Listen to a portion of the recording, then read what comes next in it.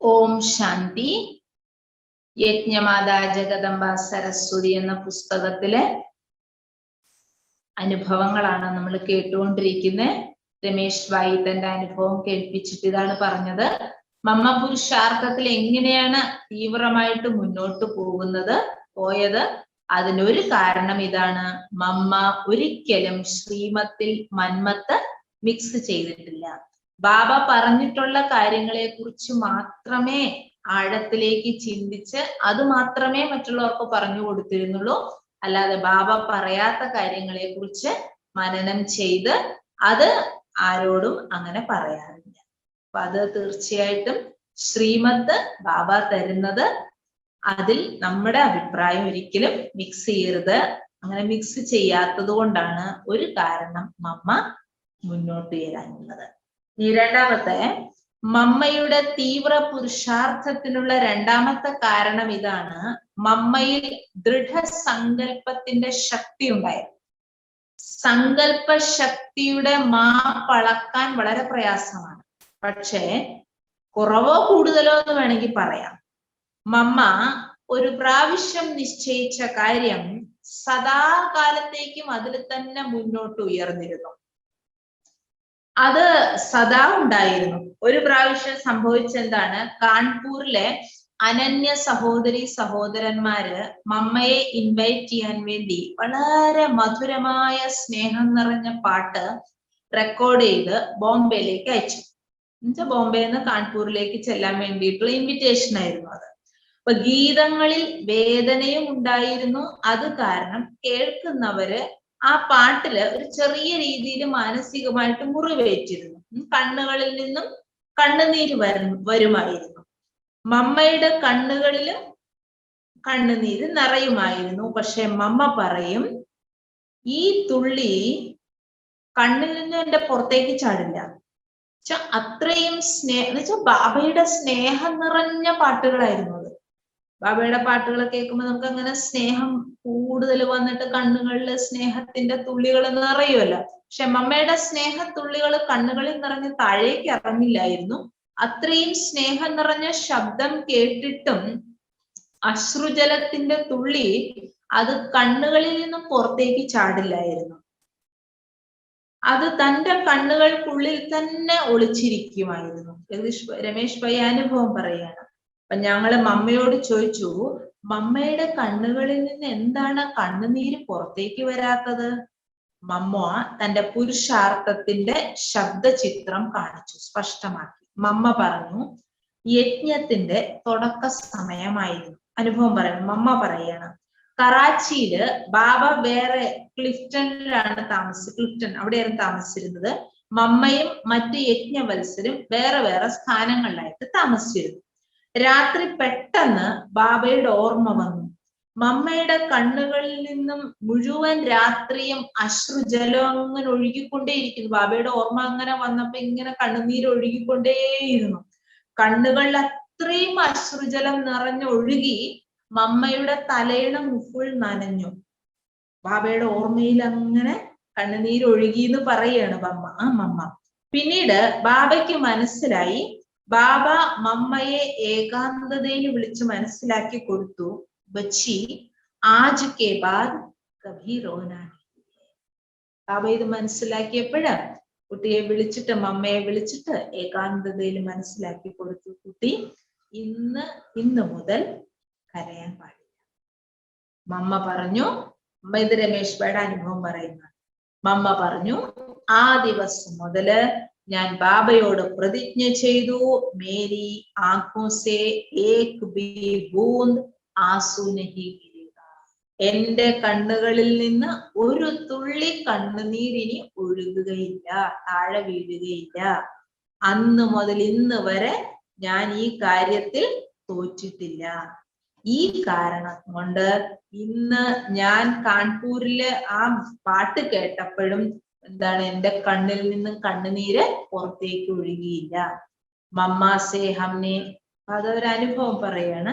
മമ്മയോട് ഞങ്ങൾ ഒരു പ്രാവശ്യം ചോദിച്ചു, മമ്മ കുട്ടിക്കാലത്ത് ഭാവിയെ കുറിച്ചൊന്നും ചിന്തിച്ചിട്ടുണ്ടായിരുന്നില്ലേ? കുട്ടിക്കാലത്ത് ആ ക്യാ ബന്നാ ചാഹത്തി थी? മമ്മ എന്താണ് ആവാൻ ആഗ്രഹിച്ചത്? മമ്മ പറഞ്ഞു, ആ സമയത്ത് ഭക്തി മാർഗത്തിലെ കൽപ്പനയായിരുന്നല്ലോ. ഞാൻ ചിന്തിച്ചത് മീരയൊക്കെ ഉണ്ടല്ലോ, മീരയുടെയൊക്കെ മഹിമ എല്ലാവരും ഇപ്പോഴും ചെയ്യുന്നുണ്ടല്ലോ, എനിക്കും അതുപോലെയുള്ള കർത്തവ്യം ചെയ്തു കാണിക്കണം, മുഴുവൻ ലോകവും എന്നെ ഓർമ്മിക്കണം. അതുപോലെയുള്ള കർത്തവ്യം എനിക്ക് ചെയ്തു കാണിക്കണം, ലോകം മുഴുവൻ എന്നെ ഓർമ്മിക്കണം. നോക്കൂ, സത്യത്തില് മമ്മ തന്റെ കുട്ടിക്കാലത്തെ സങ്കല്പങ്ങളെ തെളിയിച്ചില്ലേ, സ്പഷ്ടമാക്കി കാണിച്ചല്ലോ. അതാണ് രണ്ടാമത്തെ പുരുഷാർത്ഥം, ദൃഢനിശ്ചയം. ഒരു പ്രാവശ്യം നിശ്ചയം വന്നാൽ പിന്നെ അന്തിമം വരെ മമ്മ അത് പാലിച്ചിരുന്നു. മൂന്നാമത്തെ പോയിന്റ് ഇതാണ്, മാതേശ്വരിയുടെ അടുത്ത് തർക്കിക്കാനുള്ള വളരെയധികം, തർക്കിക്കാന്ന് വെച്ചാൽ ആ ജ്ഞാനത്തിന്റെ ആധാരത്തിൽ പറഞ്ഞു ജയിക്കാനുള്ള ഭയങ്കര ശക്തിയായിരുന്നു. മുന്നിലുള്ളവർക്ക് 2 സെക്കൻഡെങ്കിലും ശാന്തമാക്കാൻ, എന്നുവെച്ചാൽ ഒരു 2 സെക്കൻഡിൽ അവരെ ശാന്തമാക്കാനുള്ള ആ ഒരു ഗുണം അമ്മയുടെ അടുത്തുണ്ടായി. ആരെന്ത് വിരോധികൾ വന്നാലും അമ്മയുടെ മുന്നിൽ വന്ന് 2 മിനിറ്റ് കൊണ്ട് അവരെ ശാന്തമാക്കാനുള്ള ശക്തി അമ്മയിൽ ഉണ്ടായിരുന്നു. ഒരു പ്രാവശ്യം എന്റെ ലൗകിക വീട്ടില് ബോംബെയിലെ ഒരു പാഠശാലയില് വളരെയധികം ശാസ്ത്രങ്ങളും വേദങ്ങളും ഒക്കെ പഠിച്ച ഒരു ഫ്രണ്ടിന് മമ്മയെ കാണിക്കാനായിട്ട് വിളിപ്പിച്ചു. എന്റെ മനസ്സിൽ ചോദ്യം ഇതായിരുന്നു, ഒരു ചോദ്യം ഉണ്ടായിരുന്നു. വെച്ചാൽ അദ്ദേഹം ഭയങ്കര ശാസ്ത്രങ്ങളൊക്കെ പഠിച്ചിട്ടുള്ള ആളാണ്, മമ്മയുമായിട്ട് മീറ്റ് ചെയ്യാണല്ലോ. അപ്പൊ എന്റെ മനസ്സിലൊരു ചോദ്യം ഇതായിരുന്നു, മമ്മ ശാസ്ത്രങ്ങളൊന്നും പഠിച്ചിട്ടില്ലല്ലോ, പിന്നെ എങ്ങനെ അദ്ദേഹത്തെ ജ്ഞാനത്തിൽ സന്തുഷ്ടമാക്കും എന്നൊരു ചോദ്യം എന്റെ മനസ്സിലുണ്ടായിരുന്നു. ആദ്യം ചോദ്യം ഇതാണ് വന്നത്, ക്യാ is Gita co ജൂട്ടി Geetha കഹത്തി high?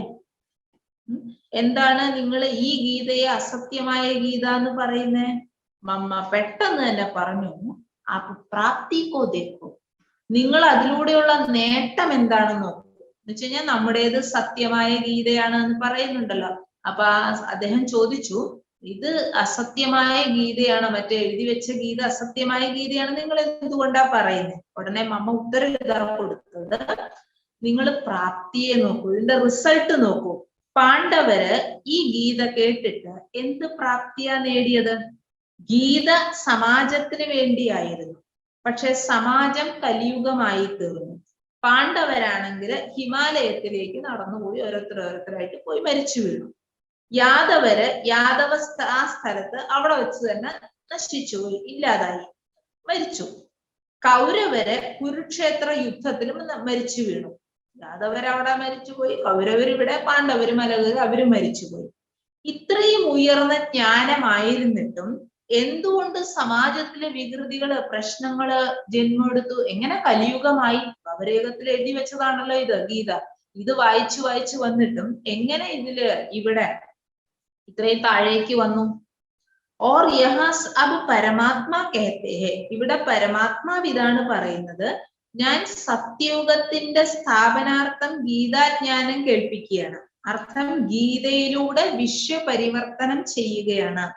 അപ്പോൾ പറയൂ, ഏത് ഗീതയിൽ കൂടിയാണോ വിശ്വപരിവർത്തനം നടന്നത് ആ ഗീതയെ സത്യമായിട്ട് മാനിക്കണോ, അതോ സമാജത്തിലെ വികൃതികളും പ്രശ്നങ്ങളും വീണ്ടും കൂടി വരുന്ന ആ ഗീതയെ സത്യമായിട്ട് മാനിക്കണോ? ഇതിൽ അന്ധവിശ്വാസത്തിന്റെ കാര്യമില്ല, ഇത് സത്യതയുടെ കാര്യമാണ്.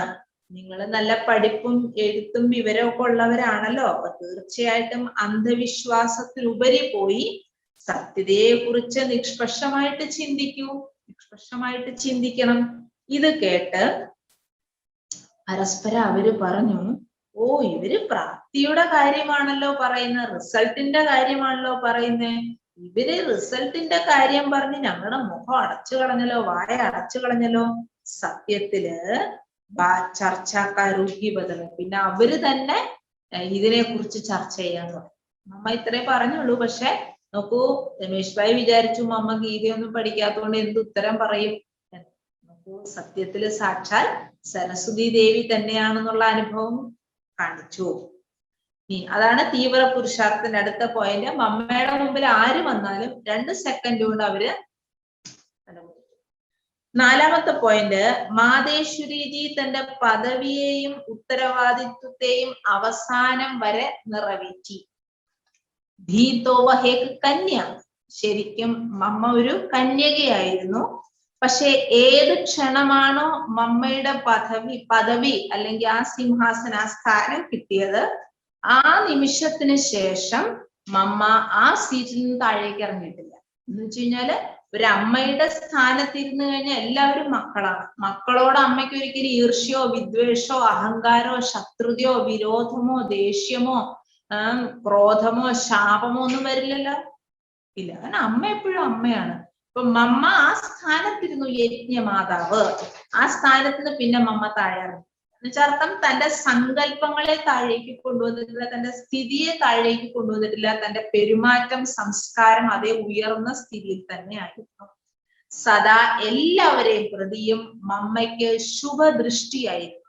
എല്ലാ ആത്മാക്കളെ പ്രതിയും ശുഭദൃഷ്ടിയായിരുന്നു. നമ്മൾ കുട്ടികൾക്കും ബാബ പദവി സിംഹാസനവും ആസനവും ഒക്കെ തന്നിട്ടില്ലേ? എന്താണ്? പരസ്പരം ഭായി ഭായി ദൃഷ്ടി വെക്കണം, ഭായി ബഹൻ ദൃഷ്ടി ഭാവന വെക്കൂ. എന്താ നമ്മള് സദാ ദൃഷ്ടിയാണോ വെക്കുന്നത്? ആ ഒരു ഭാവനയാണോ നമുക്കുള്ളത്? നഹീതോ, അല്ല എങ്കിൽ ഇതിനുള്ള കാരണം ഇതാണ്, നമ്മുടെ പദവി നമ്മുടെ സ്ഥാനം നമ്മൾ ഇടയ്ക്കിടയ്ക്ക് ഇട്ടറിഞ്ഞ് താഴേക്ക് വീഴുന്നുണ്ട്. നമ്മൾ ഇരിക്കേണ്ട സീറ്റിലല്ല ഇരിക്കുന്നത്. എങ്ങനെ വില തരും? മമ്മ ആ സീറ്റിൽ തന്നെ ഇരുന്നിരുന്നു. ഇതെല്ലാം മമ്മ ധാരണ ചെയ്തിരുന്നു. വെറുതെ ഇങ്ങനെ ജ്ഞാനം ഇങ്ങനെ പറഞ്ഞു പോവുകയല്ല ചെയ്തത്, ക്ലാസ് എടുക്കുക, അങ്ങനെയല്ല. മമ്മ അങ്ങനെ ആയിരുന്നു. മാതേശ്വരിജി സബ് സന്തുഷ്ട.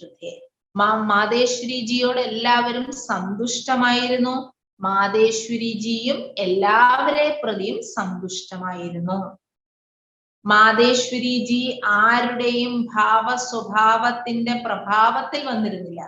അപ്പൊ നമ്മൾ ഒരാള് കൂടെ ആരെങ്കിലും ഉണ്ട്, അല്ലെങ്കിൽ വേറെ ആരെങ്കിലും വേറൊരു മൂഡിലാണ് നമ്മുടെ മുമ്പിലേക്ക് വരുന്നതെങ്കിൽ നമ്മുടെ മൂഡ് മാറുമോ? അല്ലെങ്കിൽ നമ്മൾ അവരെ പോലെ പെരുമാറാൻ തുടങ്ങുമോ? അവര് കാണിക്കുന്ന പോലെ നമ്മൾ തിരിച്ചും കാണിക്കുമോ? അതൊക്കെയാണ് അവരുടെ പ്രഭാവത്തിൽ വരിക എന്ന് വെച്ചാൽ. പക്ഷെ മമ്മ ഒരിക്കലും ഏത് ഭാവ സ്വഭാവത്തിൽ വന്നാലും, ദേഷ്യപ്പെട്ടാണെങ്കിലും കൊല ചെയ്യാനാണെങ്കിലും വികാരികളായിരുന്നാലും അശുദ്ധമായ ചിന്തകളായിരുന്നാലും, പക്ഷെ മമ്മ അതിന്റെ ഒന്നും പ്രഭാവത്തിലേക്ക് വന്നിരുന്നില്ല. എല്ലാവരോടും സ്നേഹത്തിന്റെ ആധാരത്തിൽ ജയിച്ചിരുന്നു. എല്ലാവരുടെ മനസ്സിലും മമ്മ സ്നേഹത്തിന്റെ ആധാരത്തിൽ സ്ഥാനം പിടിച്ചു. അതുകൊണ്ട് മമ്മ ആരെയും അന്യതായിട്ട് കണ്ടില്ല.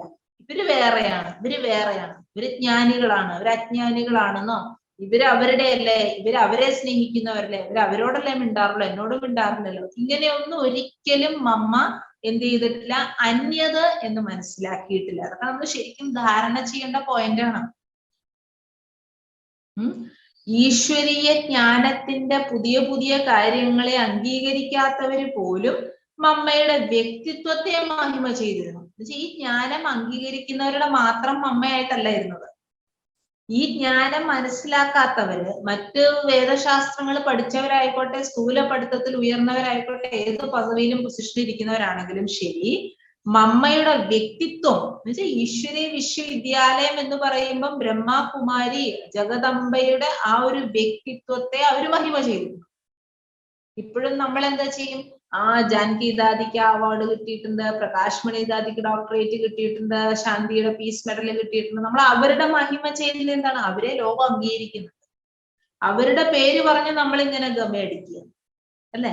അപ്പൊ മമ്മ അങ്ങനെ ആയിരുന്നു, ദാദിമാരൊക്കെ അങ്ങനെ ആയി കാണിച്ചു അല്ലെ? അതുകൊണ്ട് നമ്മൾ അവരെ മുന്നിൽ വെക്കുകയാണ്. നമുക്ക് എന്തുകൊണ്ട് നമ്മളിലൂടെ ആ ഒരു പ്രഭാവം മറ്റുള്ളവരിൽ കൊണ്ടുവരാൻ പറ്റുന്നില്ല? നമ്മൾ ആ സ്ഥിതിയിൽ ഇരിക്കും. അപ്പൊ മമ്മയുടെ അടുത്ത് പഠിക്കേണ്ട പോയിന്റ് എന്താണ്? നമ്മുടെ സ്ഥാനം നമുക്കുണ്ട്, അവിടെ ഇരിക്കുക. നമ്മൾ ആ സ്ഥാനത്ത് ഇരുന്നാൽ മാത്രം മതി, നമ്മളിലൂടെ വിദ്യാലയത്തിന്റെ പേര് പ്രസിദ്ധമായിക്കോളും. മമ്മയെ ജ്ഞാനികളായിക്കോട്ടെ അജ്ഞാനികളായിക്കോട്ടെ എല്ലാവരും മമ്മയുടെ പേഴ്സണാലിറ്റിയെ അംഗീകരിച്ചിരുന്നു. സഭി അപ്നി മാ സമജ്തേ, എല്ലാവരും മമ്മയെ അമ്മയായിട്ടാണ് മനസ്സിലാക്കിയിരുന്നത്. ഇനി ഞാനും മാതേശ്വരിജിയും ബ്രിജ്മോഹൻ ഭായി ശ്രീ വിശ്വവിദ്യാലയത്തിലെ വരിഷ്ഠ ഭായിമാരിൽ ഒരാളാണ്. വർത്തമാന സമയത്ത് ദില്ലി പാണ്ഡവ് ഭവനിലാണ് ബ്രിജ്മോഹൻ ഭായി താമസിച്ച് സേവനമൊക്കെ ചെയ്യുന്ന പ്യൂരിറ്റിയുടെ നമ്മുടെ ഒരു മന്ത്ലി മാഗസിൻ ഉണ്ടല്ലോ പ്യൂരിറ്റി, അതിന്റെ മുഖ്യ ആയിട്ടുള്ള വക്താവാണ്. വളരെയധികം സേവനം ചെയ്യുന്ന ആത്മാവാണ്. അപ്പൊ ബ്രിജ്മോഹൻ ഭായി മാതേശ്വരിജിയോടൊപ്പമുള്ള തന്റെ അനുഭവം ഇപ്രകാരം പറയുകയാണ്: ഞാൻ അത്രയും നല്ല സൗഭാഗ്യശാലി കുട്ടികളിൽ ഒരാളാണ്. മാതേശ്വരിജിയിൽ നിന്നും സാകാരത്തില് അലൗകിക സ്നേഹവും പാലനയും നേടിയിട്ടുള്ള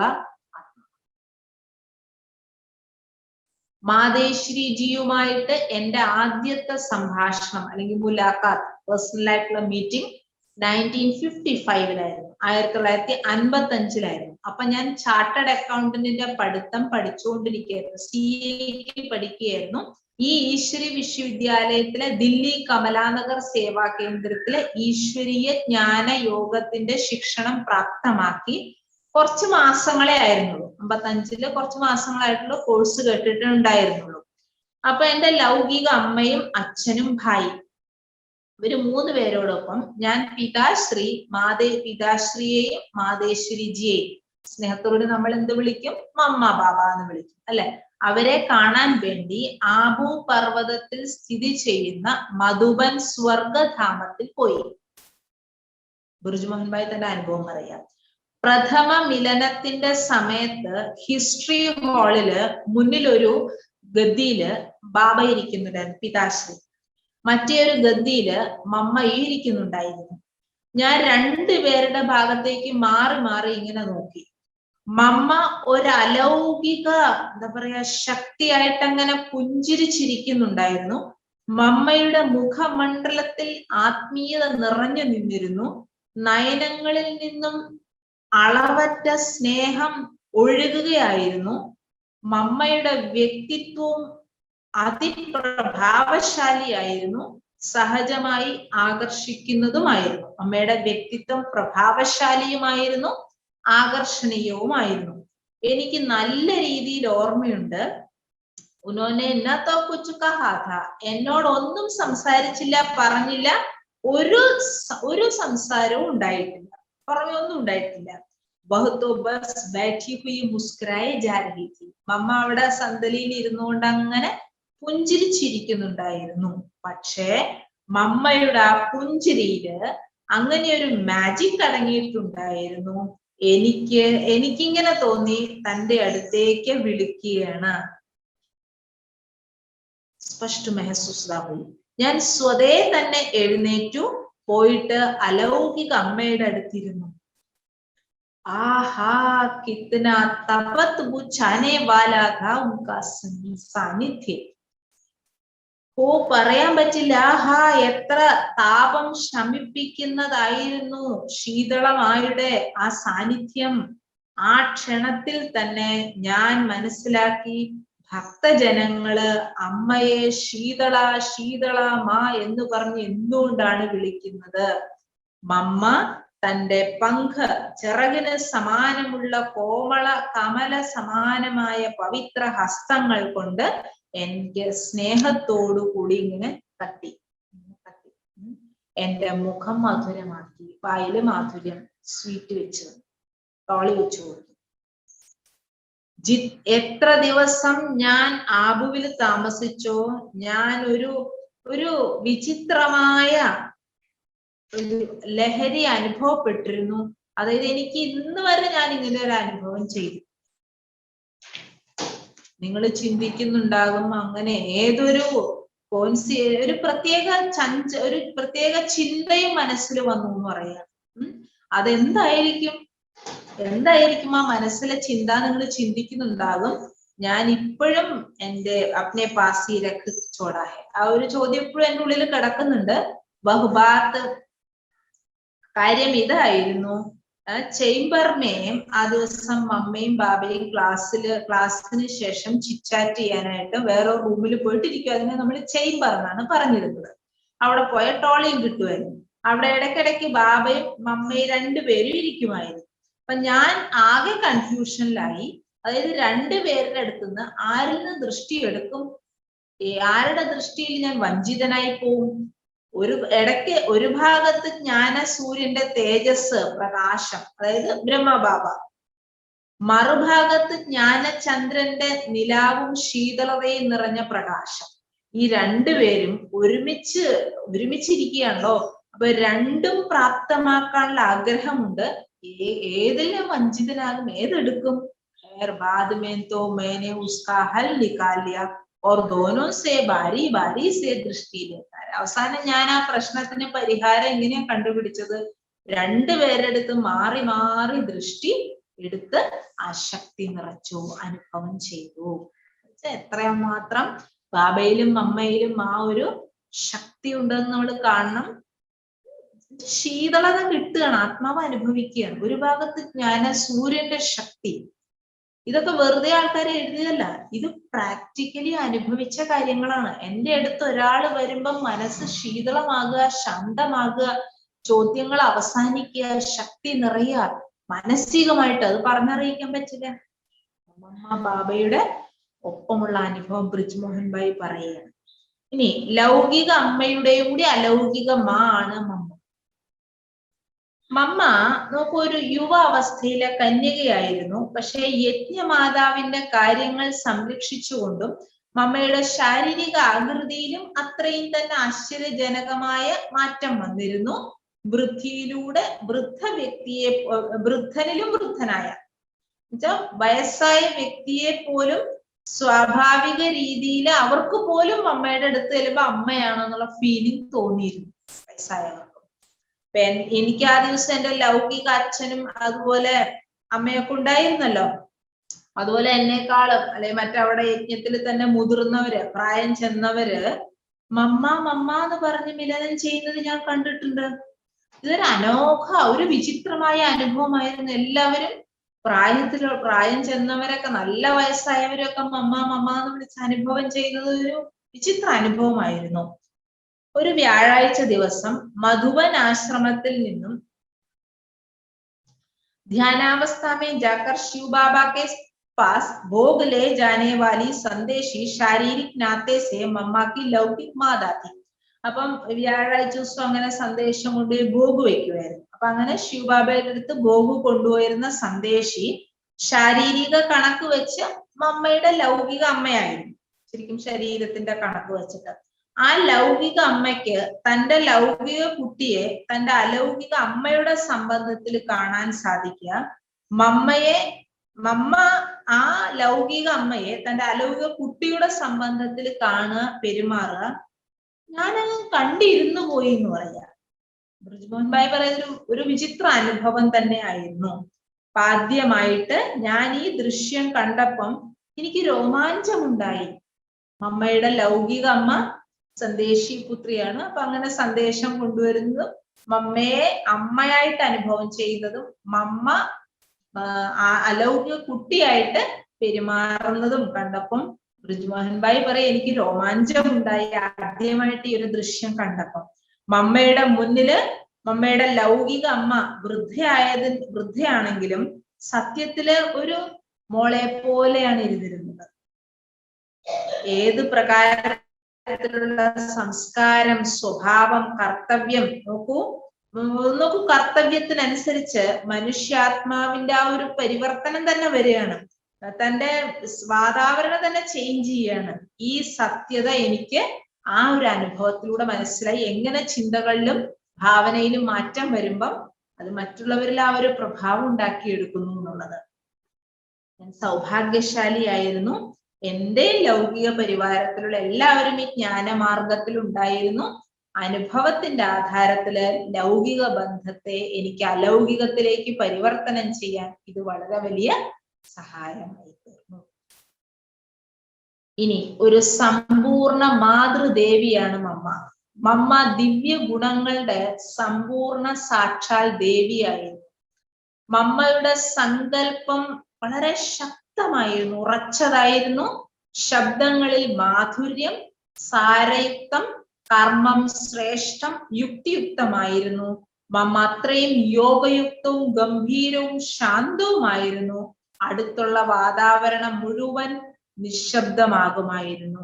പ്രത്യക്ഷത്തിലുള്ള അനുഭവം വെച്ചാൽ മമ്മ എവിടെ ഇരുന്ന് യോഗം ചെയ്യുന്നു, മമ്മ എവിടെ നടക്കുന്നു, അവിടുത്തെ അന്തരീക്ഷം മുഴുവൻ നിശബ്ദമാകുന്ന അനുഭവം, മാധുര്യ അനുഭവപ്പെടുമായിരുന്നു. ഒരു ലൈറ്റ് ഹൗസ് മൈറ്റ് ഹൗസ്, ഒരു mobile light house might house ആയിട്ടാണ് മമ്മയെ കണ്ടത്. മമ്മയുടെ 4 ഭാഗത്തും പ്രകാശം നിറഞ്ഞ മാലാഖയെ പോലെയായിരുന്നു. ആശ്രമവാസികൾക്ക് അറിയ പോലുമില്ല മമ്മ അതിലെ നടന്നുപോയി.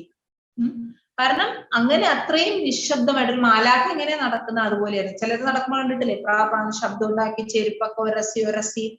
മമ്മയുടെ ശബ്ദങ്ങളിൽ മാധുര്യം, സ്നേഹയുക്തം, സമ്മാനയുക്തമായിരുന്നു. എല്ലാവരെയും ആദരിക്കുന്ന ശബ്ദങ്ങളെ പറയുമായിരുന്നുള്ളൂ. മമ്മ എന്നെ എപ്പോഴും ബ്രിജ്മോഹൻ ജി എന്ന് പറഞ്ഞേ വിളിച്ചിരുന്നുള്ളൂ. കത്തിലും സദാ ഇങ്ങനെ എഴുതുമായിരുന്നു, ലാഡ്ലെ ബ്രിജ്മോഹൻ ജി, ഓമനക്കുട്ടി, ഓമനപുത്രൻ. കത്തിലൂടെ വ്യക്തിഗതമായിട്ട് കാണുമ്പോഴും ശാരീരിക ആരോഗ്യത്തെ കുറിച്ചൊക്കെ തീർച്ചയായിട്ടും അമ്മ ചോദിച്ചിരുന്നു. ആ അലൗകിക അമ്മയുടെ കുട്ടികള്, നമ്മള് എത്ര സ്നേഹമാണ് അമ്മ നമുക്ക് തന്നത്. ഇതിന്റെ മുന്നിൽ ലൗകിക എന്താണ്? എനിക്ക് അങ്ങനെ തോന്നി, എന്റെ ലൗകിക അമ്മയും കൂടി അമ്മയാണ്. ഇത്രയും സ്നേഹം അനുഭവിച്ചു. ബാക്കി നമുക്ക് അടുത്ത ക്ലാസ്സിൽ കേൾക്കാം. ഓം ശാന്തി.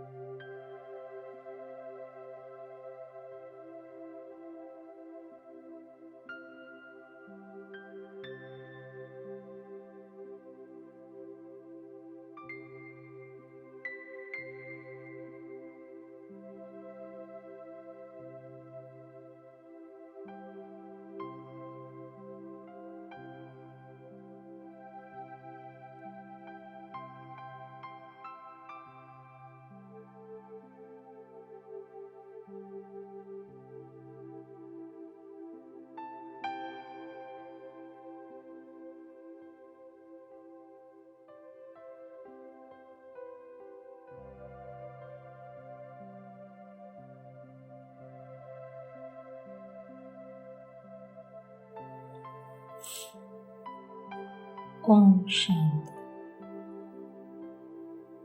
സ്വയം ആത്മാവിലേക്ക് നോക്കൂ. ആത്മാവ് ശക്തിയുടെ ഖജനാവിനാൽ സമ്പന്നമാണ്. നോക്കൂ, മനസ്സിനോട് ആത്മാവ് പറയുകയാണ്, ഏകാഗ്രമാകൂ. മനസ്സ് അനുസരിക്കുന്നുണ്ട്. എൻ്റെ ഈ ശീലം കൊള്ളില്ല എന്ന് വിചാരിക്കുമ്പോൾ സംസ്കാരം ആ ശീലത്തെ മായ്ച്ചു കളയുന്നുണ്ട്. ആത്മാവിനെ നോക്കാൻ പറയുമ്പോൾ കണ്ണുകൾ ശരീരത്തെ നോക്കുന്നതെന്ത്? മനസ്സും ബുദ്ധിയുമാകുന്ന ചിറകുകൾ കൊണ്ട് പരംധാമിലേക്ക്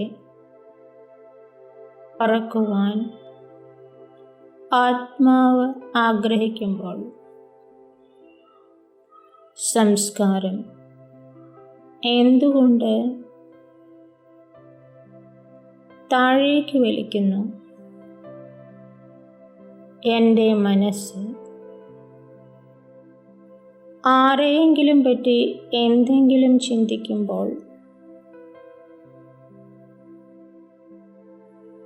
എന്നിരിക്കട്ടെ, പക്ഷേ അതെന്തിന് വായ പുറത്തേക്ക് പറയുന്നു? ശബ്ദങ്ങളെ നിയന്ത്രിക്കാനുള്ള ശക്തി എനിക്കുണ്ടോ? മനസ്സിനെ ആത്മാവിൽ നിന്ന് അകറ്റി ശരീരബോധത്തിലെത്തിക്കുന്ന കാര്യങ്ങൾ ചെവി എന്തിനു കേൾക്കുന്നു? ഞാൻ ശക്തിയെ നേടുന്നതിന് തികച്ചും ശരീരത്തിൽ നിന്ന് പിന്മാറേണ്ടിയിരിക്കുന്നു. ഓരോ ചിന്തകളും സാവധാനത്തിൽ ബാബയുടെ ഓർമ്മയിൽ, ഓരോ ശബ്ദങ്ങളും ശ്രദ്ധയോടെ ബാബയുടെ ഓർമ്മയിൽ, ഓരോ കാൽച്ചുവടും ബാബയുടെ ഓർമ്മയിൽ. ഞാൻ അധികാരം, പ്രകൃതി എനിക്ക് അധീനം. ഞാൻ കഴിക്കുന്ന ആഹാരം സാവധാനത്തിൽ ബാബയുടെ ഓർമ്മയിൽ, ആഹാരത്തിൽ നിന്ന് കിട്ടുന്ന എനർജി ശുഭമായ കാര്യങ്ങൾക്ക് വേണ്ടി ഉപയുക്തമാകുന്നു. കാരണം ഞാൻ അതിനെ സ്വീകരിച്ചത് ബാബയുടെ ഓർമ്മയിലാകുന്നു. പ്രകൃതി ബാബയുടെ ഓർമ്മയിൽ കഴിക്കുന്ന ആഹാരത്തെ വളരെ വേഗത്തിൽ ദഹിപ്പിക്കുകയും ശുഭമായ കാര്യങ്ങൾക്ക് വേണ്ടി ആത്മാവ് ആ എനർജിയെ ഉപയോഗിക്കുകയും ചെയ്യുന്നു. ഞാൻ ദേവതയുടെ ചലനങ്ങളെ സ്വായത്തമാക്കുന്നു.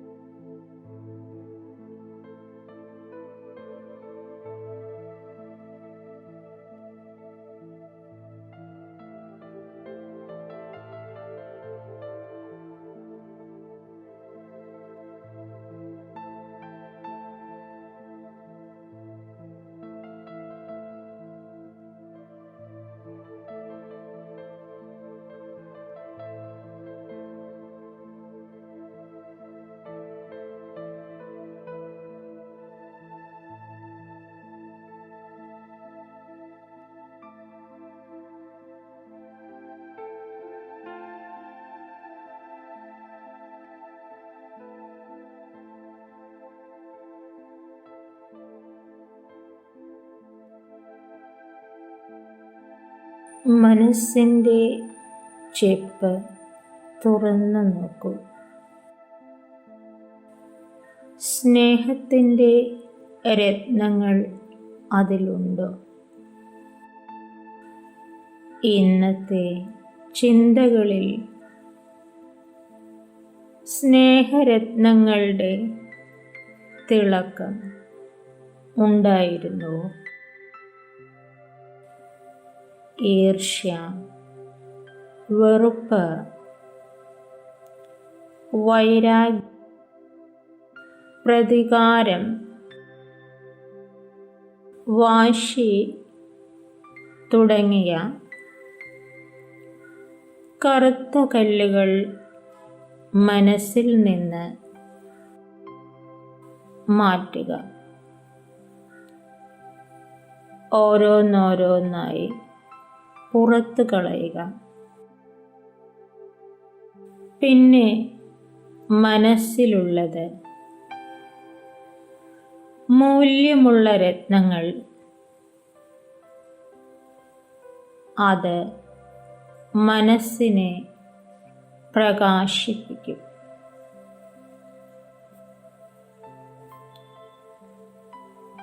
ആത്മസ്നേഹത്തിൻ്റെ ഊഷ്മള തരംഗങ്ങൾ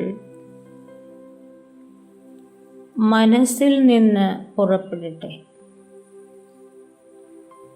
അത് വേദനിക്കുന്ന ലോകത്തിന് ജീവജലം ആയിരിക്കും. ഇന്ന് നിങ്ങൾ ആരോടൊപ്പം ആയിരുന്നു? നിങ്ങളുടെ മനസ്സ് ദുഃഖിക്കുന്നവരുടെ കൂടെ നിന്നുവോ? നിങ്ങളുടെ മനസ്സ് അവരുടെ സേവനം ചെയ്തുവോ?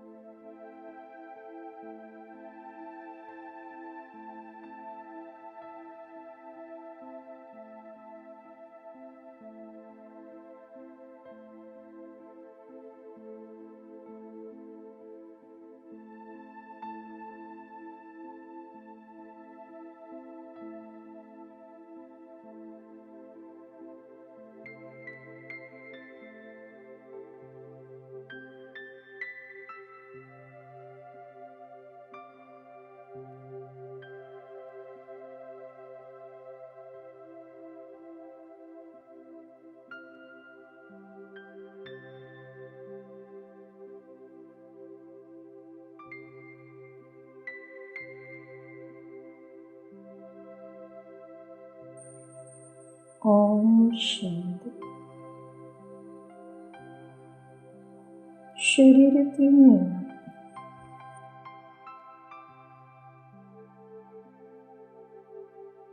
പൂർണ്ണമായും ഡിറ്റാച്ച് ആവും.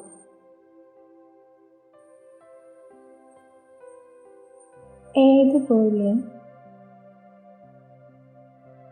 ഉറക്കത്തിൻ്റെ അഗാധമായ അവസ്ഥയിൽ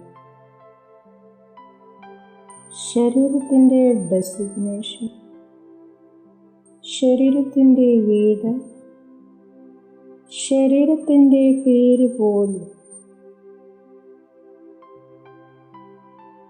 സ്മൃതിയിൽ നിന്ന് വിടുന്നു. തികച്ചും ശരീരത്തിൽ നിന്ന് ഡിറ്റാച്ച് ആയിരിക്കുന്ന അവസ്ഥ. എന്നാൽ ഉറക്കത്തിൽ സംസ്കാര ശുദ്ധി വരുന്നില്ല. എന്നാൽ ബോധപൂർവം ശരീരത്തിൽ നിന്ന് ഡിറ്റാച്ച് ആവുന്നതിലൂടെ മെഡിറ്റേഷനിൽ സംസ്കാര ശുദ്ധി വരുന്നു.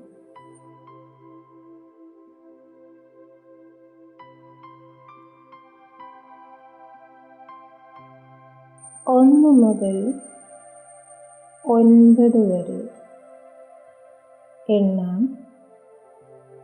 ആ സമയം തികച്ചും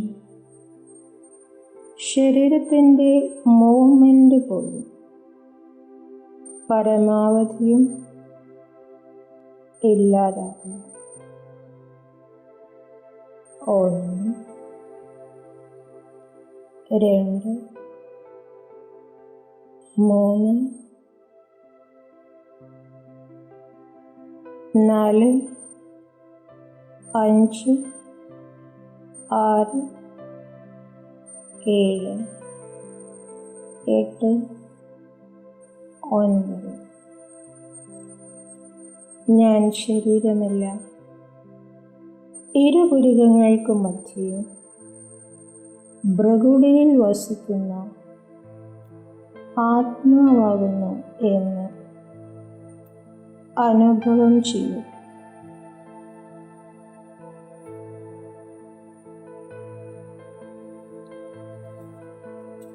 പ്രകാശിക്കുന്ന ആത്മാവിൻ്റെ സ്മൃതിയിൽ വരും. ഭ്രകുടിയിലിരിക്കുന്ന ആത്മാ പ്രകാശിക്കുകയാണ്. ഞാൻ ലവ്ഫുൾ ആത്മാ ആകുന്നു, സ്വീറ്റ് ആകുന്നു, പ്യുവർ ആകുന്നു, പീസ്ഫുൾ ആകുന്നു,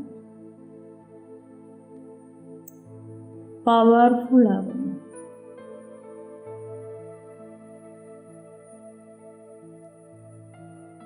മുകളിൽ പരമാത്മാ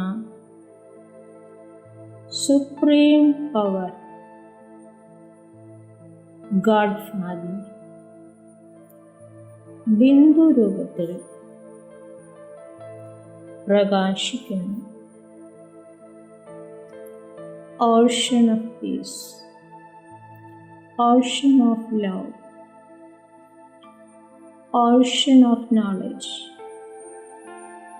പവർഫുൾ. അതിൽ നിന്ന് 3 രശ്മികൾ ആത്മാവിലേക്ക് വരുന്നത്, അതായത് ഈശ്വരനിൽ നിന്ന് ശക്തി സ്വയത്തിൽ നിറയുന്നതായി അനുഭവം ചെയ്യും. ശാന്തി പരമാത്മാവിൽ നിന്ന് ആത്മാവിൽ നിറയുന്ന അനുഭവം ചെയ്യും. സ്നേഹം ആത്മാവിൽ നിന്ന്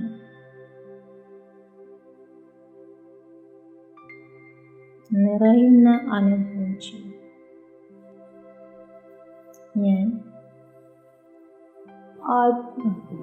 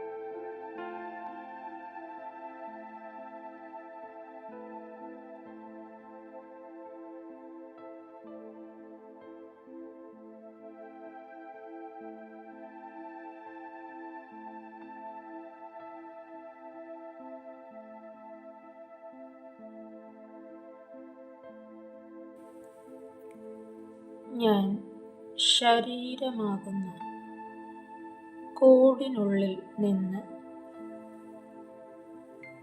പുറത്തേക്ക് പറക്കുകയാണ്.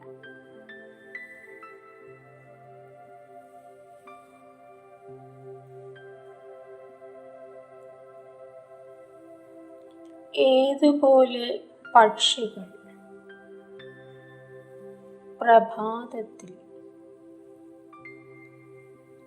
കൂട്ടിൽ നിന്ന് പുറത്തേക്ക് പറക്കുന്നു,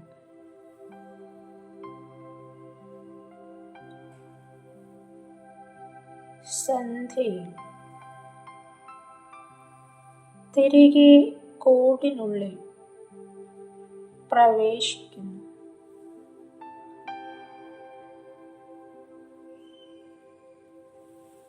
ഞാൻ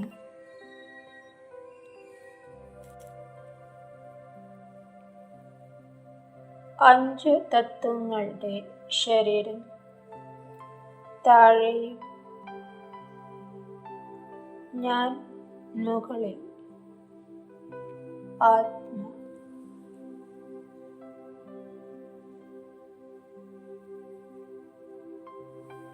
പ്രകാശ ശരീരത്തിൽ സൂക്ഷ്മലോകത്തിൽ സവാരി ചെയ്യുന്നു.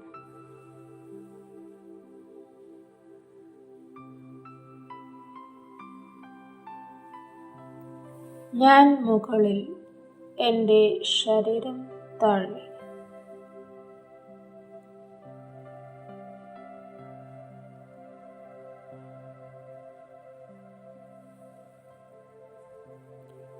ഇപ്പോൾ എൻ്റെ ദൃഷ്ടി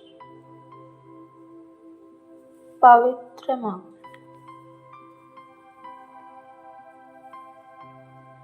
ദൃഷ്ടി എവിടെ പതിയുന്നുവോ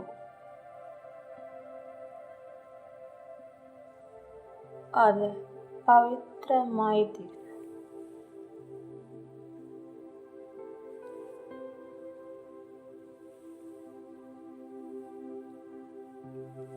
ഞാൻ ഏത് ആത്മാവിനെ ചിന്തിക്കുന്നുവോ ആ ആത്മാവിൻ്റെ അശുദ്ധ സങ്കല്പങ്ങൾ എൻ്റെ ശുദ്ധ സങ്കല്പങ്ങളാൽ ഇല്ലാതാകുന്നു.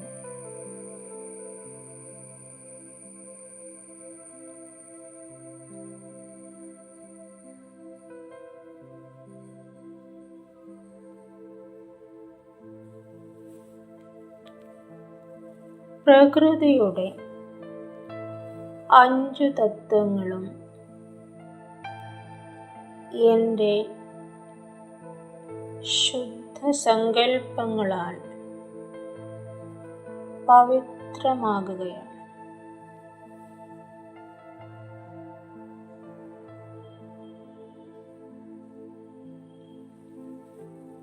മായയുടെ 5 വികാരങ്ങളുടെ ആസുരീയ ശക്തി എൻ്റെ നിർവികാരി സംസ്കാരത്തിൻ്റെ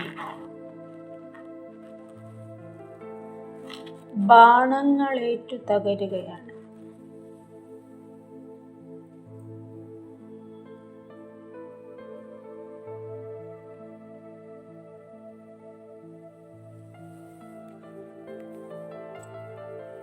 ഞാൻ ത്രികാലജ്ഞാനി ആത്മ.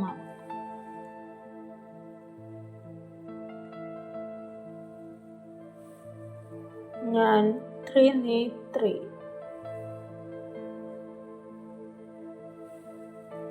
ത്രിലോകജ്ഞാനി ആകുന്നു.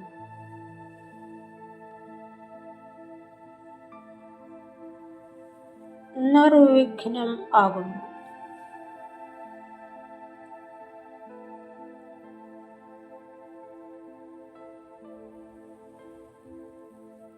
എൻ്റെ നിർവികാരതയുടെ ശക്തി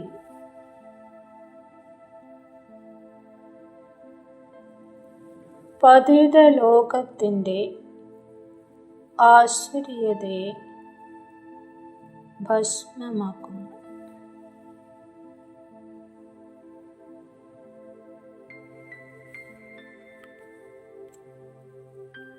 എൻ്റെ ബുദ്ധിയുടെ യോഗം ഒരേയൊരു പരമാത്മ ശിവനിൽ ഏകാഗ്രമാകുന്നു.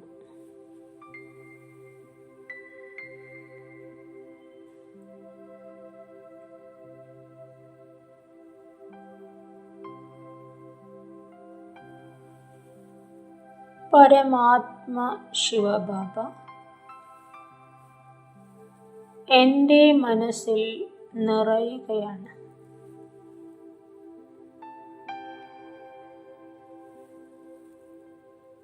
ജ്ഞാനഗംഗ എൻ്റെ ബുദ്ധിയിൽ നിന്ന് പ്രവഹിക്കുകയാണ്.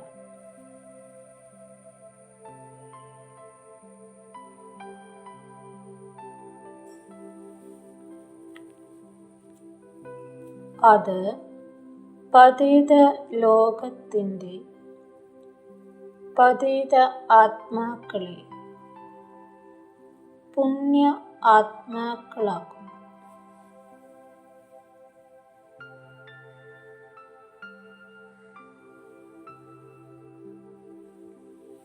എൻ്റെ സംസ്കാരത്തിൻ്റെ ദിവ്യത ആസുരീയ അവഗുണങ്ങളെ യുദ്ധം ചെയ്ത് തോൽപ്പിക്കുന്നു.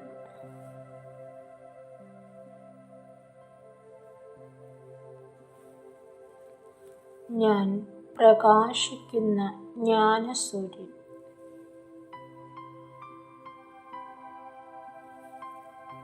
പ്രകാശ ശരീരധാരി. എൻ്റെ പാദങ്ങൾ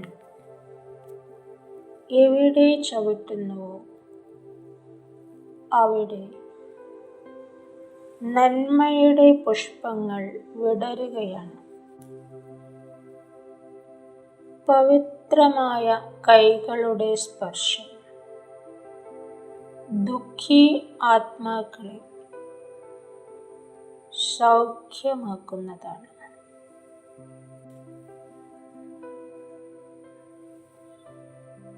മാസ്റ്റർ സർവശക്തിവാൻ. സർവശക്തികളാലും നിറഞ്ഞ്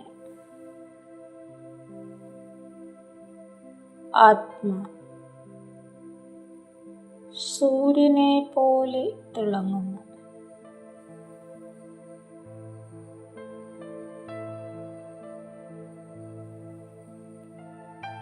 എനിക്ക് ദുഃഖങ്ങളെ സുഖമാക്കുന്നതിൻ്റെ ശക്തിയുണ്ട്.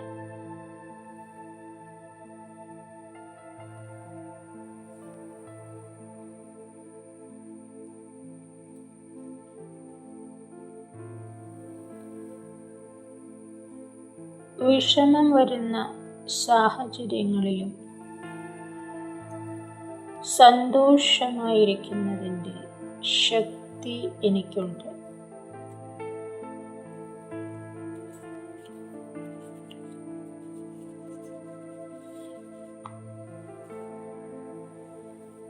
ദുഃഖിക്കുന്ന ആത്മാവിനെ സന്തുഷ്ടമാക്കുന്നതിൻ്റെ ശക്തി എനിക്കുണ്ട്.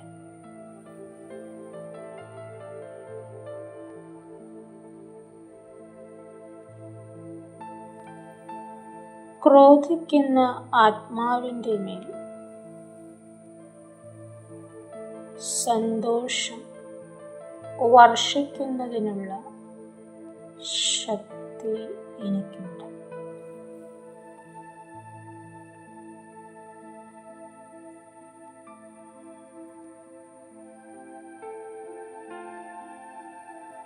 കരയുന്ന ആളെ ചിരിപ്പിക്കുന്നതിൻ്റെ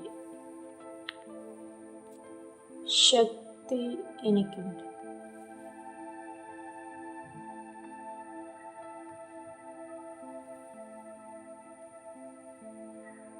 ദുഃഖത്തിൻ്റെ സാഹചര്യങ്ങളിൽ പുഞ്ചിരിക്കുന്നതിൻ്റെ ശക്തി എനിക്കുണ്ട്.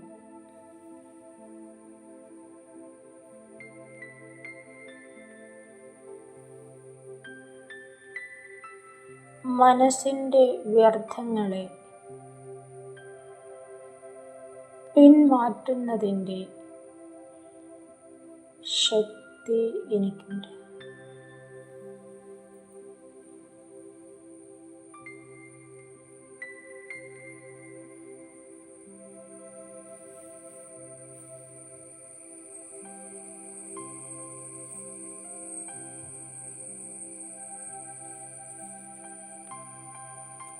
മനസ്സിനെ അന്തർമുഖമാക്കുന്നതിൻ്റെ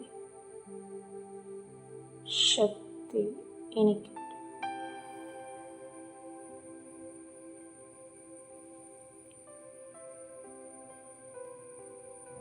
പ്രതികൂല സാഹചര്യങ്ങളെ ശാന്തമായി നേരിടുന്നതിൻ്റെ ശക്തി എനിക്കുണ്ട്.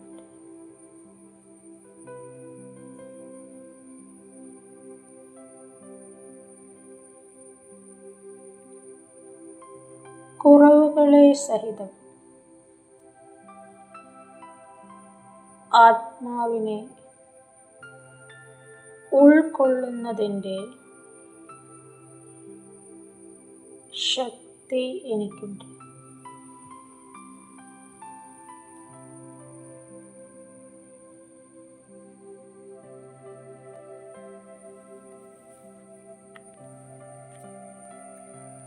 അപകാരം ചെയ്യുന്നവരുടെ മേൽ ഉപകാരം ചെയ്യുന്നതിനുള്ള ശക്തി എനിക്ക്.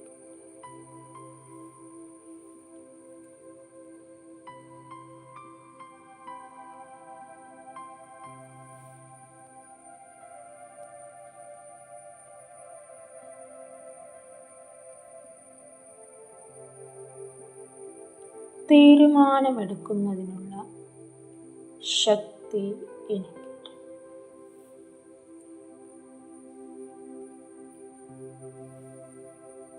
ഞാൻ ഫരിഷ്ത, ഭാരരഹിതമായ മനസ്സ്,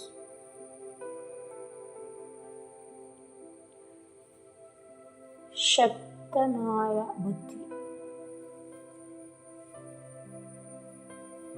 ദിവ്യമായ സംസ്കാരം,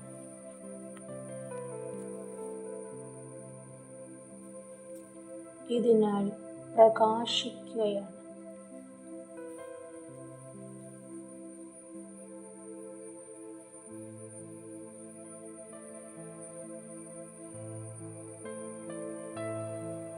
വ്യക്തി വൈഭവങ്ങളിൽ ആകർഷണമില്ലാത്ത ആത്മ,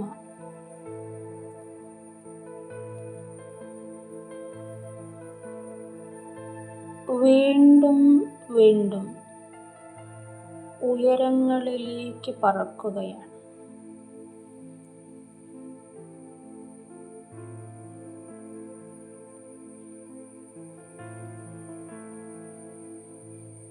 ഞാൻ ആത്മാവ് ഏവരെയും ബാബയിലേക്ക് അടുപ്പിക്കുന്ന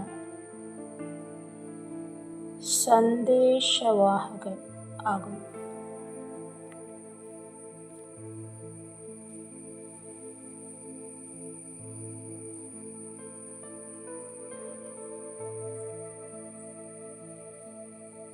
ഇപ്പോൾ സാകാര ലോകത്തിൽ എൻ്റെ വാഹനമായിരുന്ന 5 തത്വങ്ങളുടെ ശരീരത്തെയും സൂക്ഷ്മലോകത്തിലെ എൻ്റെ വാഹനമായിരുന്ന പ്രകാശ ശരീരത്തെയും ഉപേക്ഷിച്ച് ഞാൻ പരന്ധാം എൻ്റെ വീട്ടിൽ ഇരിക്കുകയാണ്. വീടിനുള്ളിൽ വാഹനത്തിൻ്റെ ആവശ്യം ഇല്ല.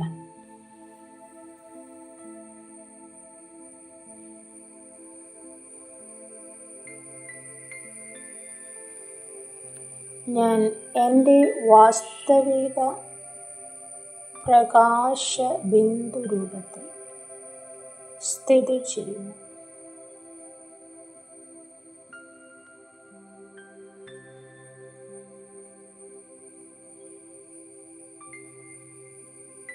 ശാന്തിധാം ആകുന്ന എൻ്റെ വീട്ടിൽ ശാന്തി സാഗരമാകുന്ന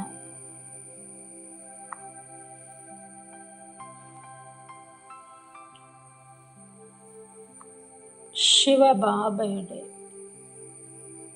ഛത്രഛായയിൽ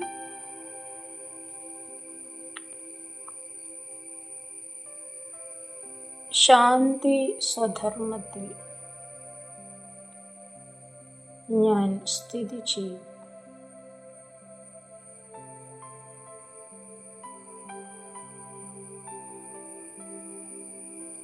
ശാന്തതയുടെ സ്വരൂപം ആകുന്നു ഞാൻ.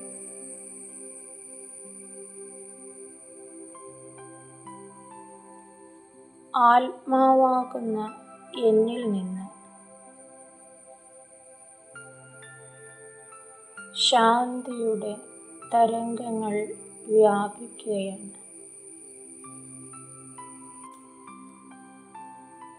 സങ്കല്പരഹിതമായ ഞാൻ യഥാർത്ഥമായ വിശ്രമത്തിൽ ആകുന്നു. ശാന്തിയുടെ നക്ഷത്രമായ ഞാൻ ദുഃഖിതരായ ആത്മാക്കളെ ശാന്തിയുടെ ലോകത്തിലേക്ക് ആവാഹനം ചെയ്യുന്നു. സർവ ആത്മാക്കളെയും പരംധാമത്തിൽ ഞാൻ ദർശിക്കുകയാണ്.